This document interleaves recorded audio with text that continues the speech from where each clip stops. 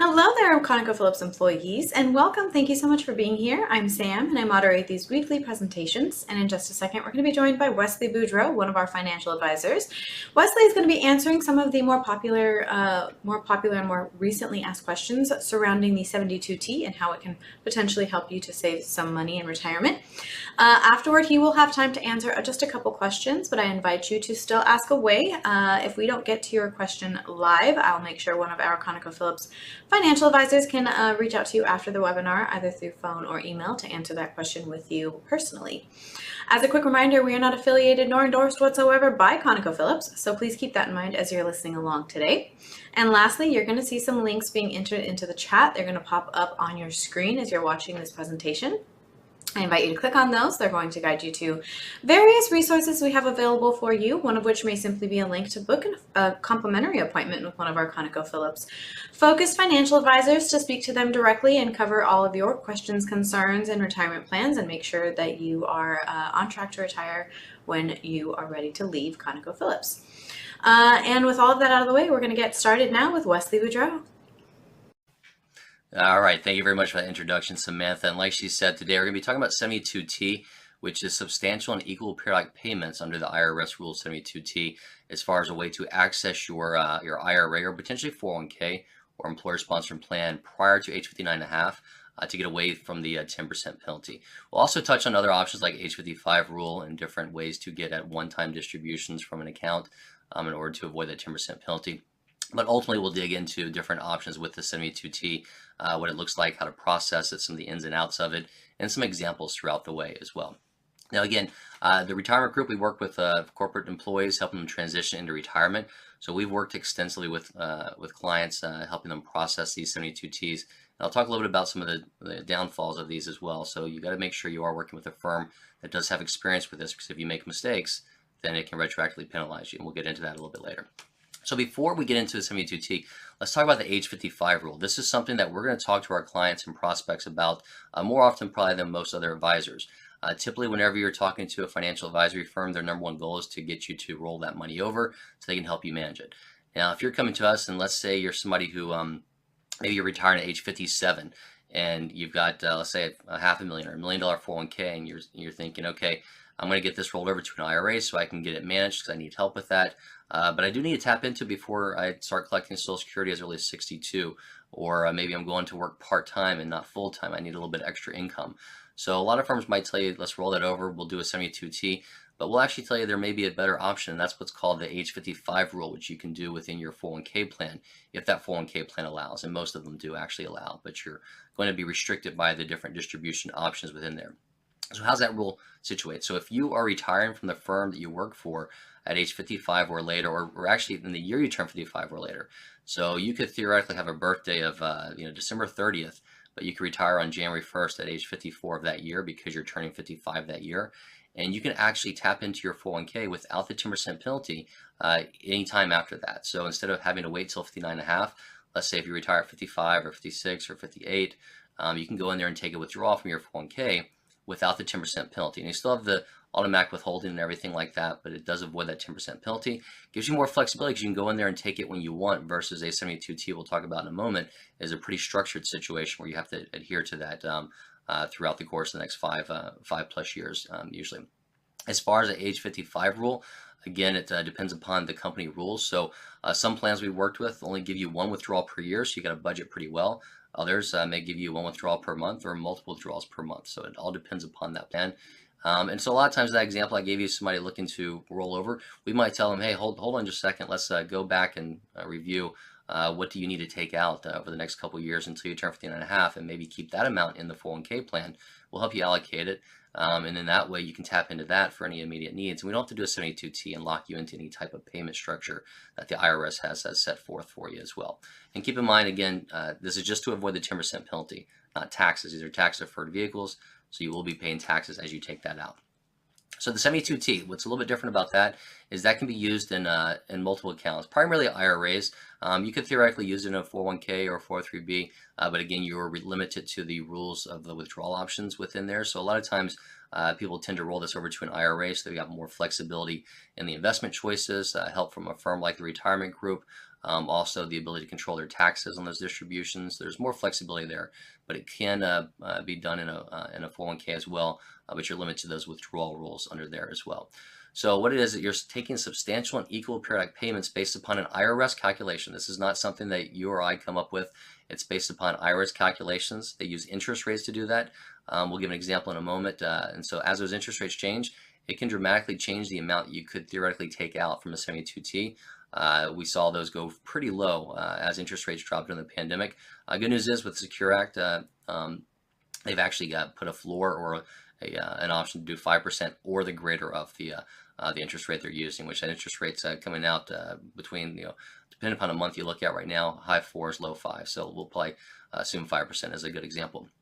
That 72T, what happens is once you start that, you can do it at any age, but you have to do it for at least 5 years as a minimum, or until 59.5. So let's go back to that person. Let's say somebody retiring at 57, and they were to set up a 72T. They're gonna have to do that for 5 years. So they'll have to do that until they turn 62. If somebody was 53, they'd have to do it for 6.5 years until they turn 59.5. And again, this is something that allows you to take out a set equal periodic payments without that 10% penalty. Again, does not get you around the taxes, just get you around that 10% penalty there. Okay. As far as some different kind of side-by-side comparisons of these, without my glasses, let me kind of zoom in here so I can go through these with you. But as far as the different plans, the 72T is going to be qualified plans, which again can cover employer-sponsored plans. The Rule 55 is just going to be your 401k or 403b. Age restrictions, you can do any age at 72T. Again, you have to do it for at least 5 years or until 59.5. So you could theoretically do it at 40 and be stuck with that for 19.5 years. Age 55 is going to be for the age 55 rule, obviously. The duration I just went over. Tax implications, both are going to be ordinary income tax. We're trying to avoid the 10% tax in this case. Both of them, you're going to potentially lose flexibility as far as future withdrawals because you're taking money out. You're going to lose tax deferrability because, again, you're taking money out, so the opportunity cost there. And then as far as the flexibility, like we mentioned before, the 72T, you're locked into that, so you can't be pretty flexible with that at all. And then the age 55 rule, you're flexible because you can take out a withdrawal 1 year, skip a year or two, or take out 2 or 3 withdrawals 1 year if your plan permits. So there is more flexibility associated with that, and that's again why I talk about our clients. We're going to suggest they keep something in there if they're retiring before 59.5 and they're at least age 55. Even if they don't need it, we might say, let's leave something behind just in case something were to strike and you do think you need that money. So some other ways to get around that 10% penalty that are not 72T or age 55 rule. These are typically going to be for one-time situations, but if you're using that money for helping fund a birth or an adoption, there's limits there. Death, unfortunately, if you're passed on to beneficiaries, they avoid that 10% penalty. Disability, same situation. Education, if you use it for post-secondary education, a portion of that can be used without that 10% penalty. Equal periodic payments, we just talked about. 72T will dig more into that. If you're unemployed and you're using it for health insurance options, a first-time home buyer situation up to $10,000 can be a 10% penalty tax. Avoid the 10% penalty.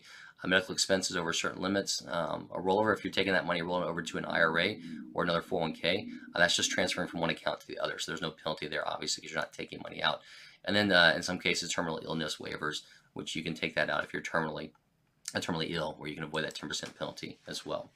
So let's get into some kind of examples. This is actually, we'll take a look at Cynthia in this case. This is an example we've used for many years at our seminars and now in our webinars.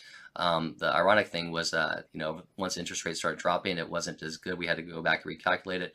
But with interest rates coming back up the last couple of years and then now coming down a little bit, and the ability for the IRS to use that 5% rule, this kind of makes sense again as far as the numbers here in this case. So let's look at Cynthia. She's 52 years old, so again, not 55, doesn't have that age 55 option.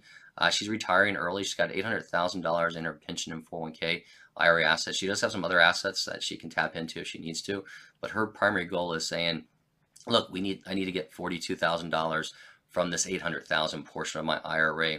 How can I do that? And again, if she were to take that out, one by one, year by year with just ad hoc withdrawals, it's going to be penalized 10%. So the best way to do that is at 72T, because again, she's not age 55 in this case.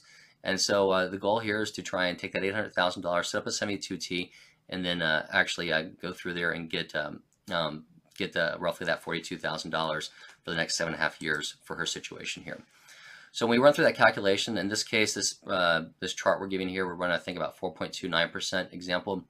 So like I mentioned, the rates right now are closer to 5%, so she could probably get closer to about 50 grand or so.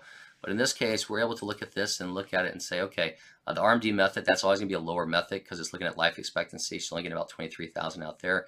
The annuitization or the amortization method, she's getting closer to about $44,000, $45,000. So one of those methods can be used, and she can get that for the next 7.5 years that we mentioned. So she may say, okay, great, let me do that 44 or 45,000, or we might say, well, let's just go ahead and let's look at the numbers and say, well, if we bump this to 5%, we might be able to only put $700,000 in that specific IRA, so only that portion is locked up to get you the 42,000 that you need. So again, it's a calculation method to kind of go through. Again, it's not something we set the numbers on. The IRS set the numbers on these. So again, we can sit down and go through this with you and tell you how we can look at that. And we'll give you a couple examples in a moment of different split strategies and how you may look at those different options as well. So another option for her is, okay, well, let's compare this to how much are we actually saving in taxes for this situation. Let's assume, I think it was about 8% growth rate in this assumption as to what she's going to get over the next 7.5 years, and if she kept that money in there for another 15 years or so, how much does that kind of snowball as far as the tax savings? So in this case, get that $42,000 and change. She would have had to take out about 50,000 or so in order to actually net that, because she's also paying that 10% penalty on top of it. And if I take a closer look at these, her IRA value after about 7.5 years, so excuse me, so 59.5, about 1,028,000 versus 954,000. So again, substantial savings there as far as on the growth. Total taxes about 118,000 versus 173, so saving over 50 grand in taxes. And if we let that IRA grow another 15 years, or grow after 15 years, we're talking about 1.76 versus 1.63, so about $130,000 difference on that growth of the IRA in this situation as well. So again, definitely something that we can look at as far as a one-on-one situation to show you what your long-term potential savings and short-term immediate savings are going to be tax-wise there. So let's kind of dig into some different scenarios of putting a 72T in action, what you're going to be looking at as far as you know, a lot of times, hopefully it's a set it, forget it, because you don't want to make a change, because if you do go back in there and make a change, the IRS can come back and retroactively penalize you. So if you were taking out, 30 grand a year, and you took out 30 grand over 2 years and you stopped it, that 60 grand would be a 10% penalty of $6,000. So we'll go through scenario 1, starting and stopping that. So we'll run into that situation. Scenario 2, 3, and 4 are different options where somebody says, hey, I need more money. How can I tap into that? Are we going to look at actually adding a new 72T if they've got other assets, taking a withdrawal from your 401k, or taking a penalty withdrawal and just biting the bullet there? Excuse me. So scenario 1.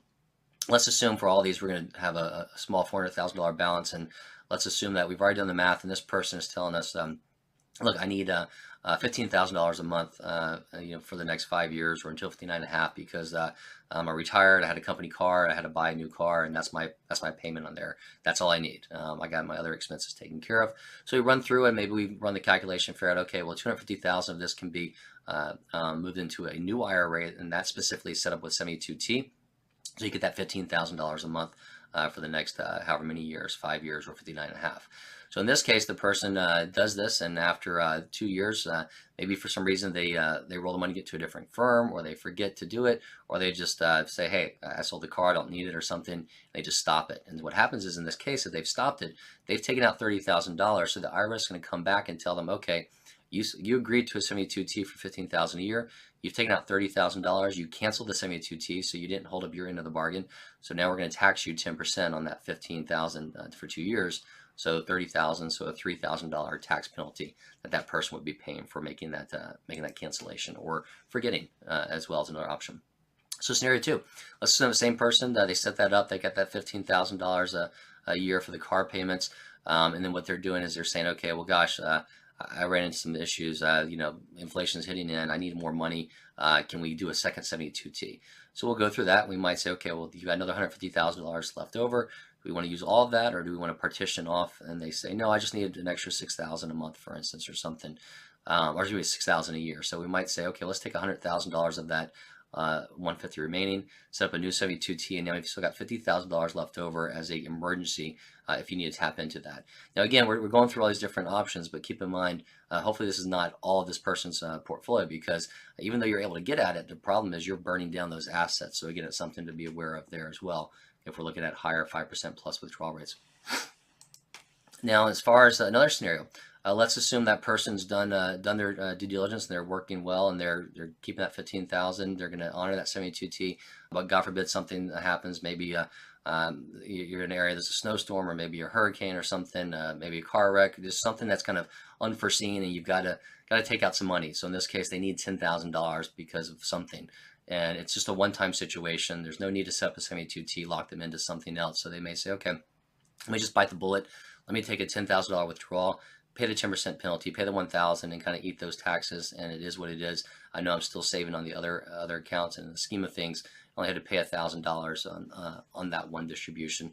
Excuse me, for that 10% penalty. So it's not as big of a deal for them. Another option is, let's say that this person took our advice.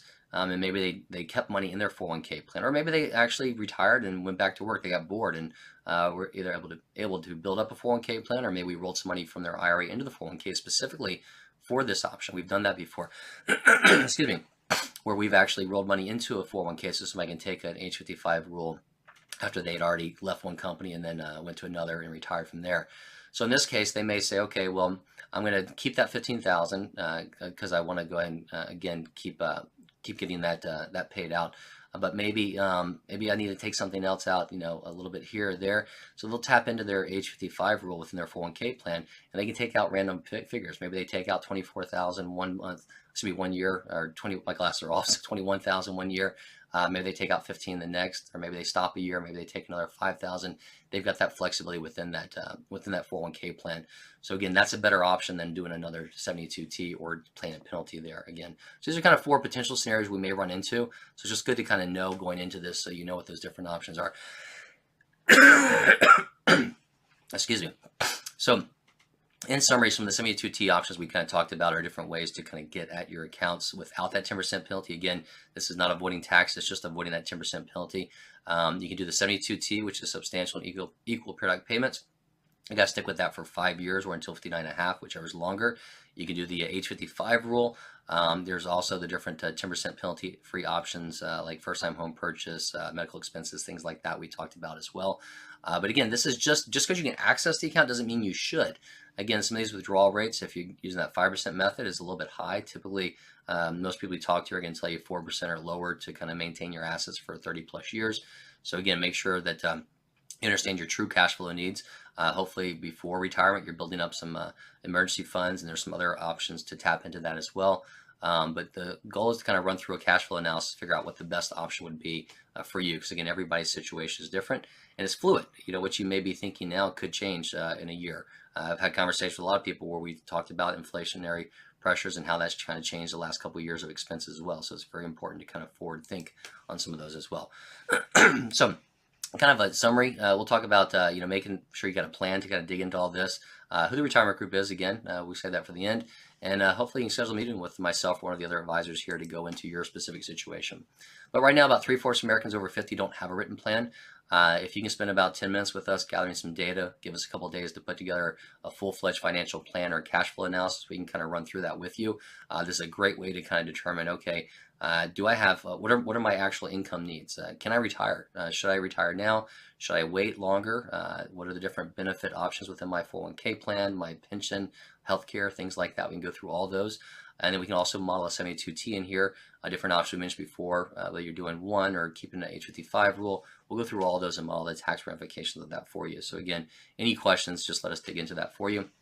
And then retirement group, again, a lot of you have talked with us in the past and been to our seminars or been on one of these webinars, but if you don't remember, the retirement group, we are an independent financial advisory firm that focuses on working with corporate employees, help them transition to retirement. Our goal is to hopefully catch you prior to retirement, so we can kind of give you more education on what your options are. Myself and our other advisors tend to specialize in a select few companies, so that way we've got more information and more details on your specifics, like your company plan, 401k plan, maybe your pension plan if you have that, healthcare, retirement, medical benefits, life insurance continuation. We can go through all those different options and run that cash flow analysis, which is complementary to help you determine when is the best day for me to retire. So that way you can say, okay, maybe I want to retire at 60, I want to stick with that, or maybe, hey, I could go a little bit earlier if I want to, or, unfortunately I need to work a couple more years to fund the retirement I want. We can go through all those different options with you. And again, that's complimentary, so take us up on that. We have offices throughout the country, so rest assured if you need to sit down with somebody face-to-face, we can accommodate that. But if you prefer to communicate via web meetings, phone call, email, whatever that is, just feel free to let us know. We'll be happy to kind of go into that with you. And with that, I'm going to wrap this up. I think I saw 2 questions come through, and we'll take care of those. But before, if you have any questions, you want to reach out to us beyond this, it's 1-800-900-5867, or you can email us at info@theretirementgroup.com. You can also use these QR codes to get into our LinkedIn if you want to follow along that way and get more updates on new webinars and seminars in your area. There's one there, and there's one to get into our calendars if you want to schedule an appointment with myself or one of the other financial advisors with the retirement group. And then if there's any additional questions that we miss here, we'll be happy to circle back with you on those. So the 2 questions I have coming in, one is if interest rates change during my 72T, can I change my 72T? Okay, so this is actually a pretty good question. I talked about how interest rates changed over the years. You used to not be able to get a very good 72T, especially during the pandemic when interest rates were really low. And since then, since the Secure Act, the IRS has set that minimum, or set the ability to do at least 5%, or whatever the interest rates are right now. So you can always do the 5% even if interest rates go down in the future. Unfortunately, once you set that 72T up, it's a contract with you and the IRS essentially. There's nothing we can do or change on that. So let's say if somebody set a 72T up during the pandemic and they realize, well, gosh, now I can do a 5%.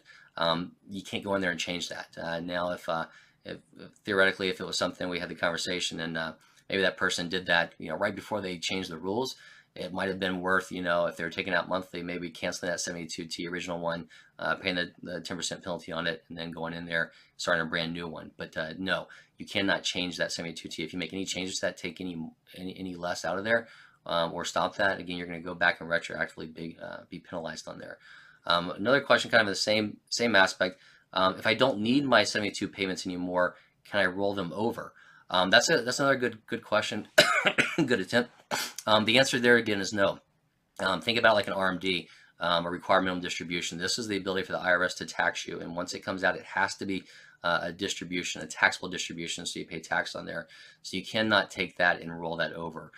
So let's go back to one of those examples of Cynthia. She was taking that $42,000 out, and let's say that 2 years later she gets a job, says, well, I don't need this. Now I'm taking $42,000 on top of my job. I'm in a higher tax bracket. Let me go ahead and just roll this over. Well, if she were to roll that over, she'd be breaking that contract, and she couldn't do that. So what would happen is then they would retroactively penalize her on however many years of that $42,000 she took out. So she'll have to decide whether to keep doing that and pay the higher taxes and maybe build up a slush fund or build up a brokerage account with it, or just stop it altogether and suffer that penalty on there as well. So again, that cannot be rolled over. It also cannot be converted to a Roth IRA. So again, once it goes out, it's essentially a distribution like an RMD would be. So good questions there. Again, if you have any questions that we didn't meet, or you want to circle back and set some time with us, just give us a call at 800-900-5867. I mentioned again, we work with a lot of different Fortune 500 companies. That does not mean we're employed by them or endorsed by them, but again, chances are one of our advisors has worked extensively with your company. So if you have any questions, company-specific questions, just give us a call. We can dig into those as well and help you understand if you have that age 55 or how 72T would kind of play into your situation if you are leaving before 59 and a half. I want to thank you, and I hope you guys have a great day.